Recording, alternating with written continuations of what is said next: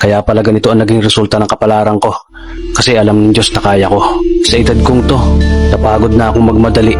Kaya lahat ng ginagawa ko ngayon, ini-enjoy ko na lang. Siguro sa dami na rin ng aking pinagdaanan, napagtanto ko na ang buhay ay mas malawak at mas mahiwaga pa sa mga problemang dumarating sa buhay natin.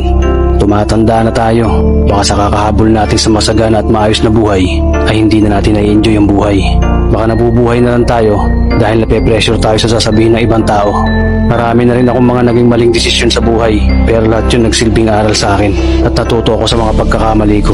May mga taong sobra nating mamahalin at bibigyan ng halaga, pero ibabalik lang sa atin ay kabiguan at matinding trauma. Kaya wag nating lilingunin ng mga taong tulad nila dahil mas payapa kapag hindi ka na interesadong malaman pa kung ano pang balita sa kanila. At wag mong idepende ang sarili mo sa kahit kanino. Tandaan mo, kahit sarili mong anino, iiwan ka din nito kapag madilim na ang paligid mo. Kailangan natin matutunan na wag ikumpara ang sarili natin sa iba dahil hindi natin laban ang laban nila. Karera mo to, hindi nila karera. Dahil ang buhay ay hindi naman nasusukat sa kung sino ang mayaman, kundi kung sino ang payapa. Kaya galingan mo lang palagi tol dahil napakaraming tao mapanghusga, hihilahin ka pababa at lagi mo itong tatandaan. Beats, beat it.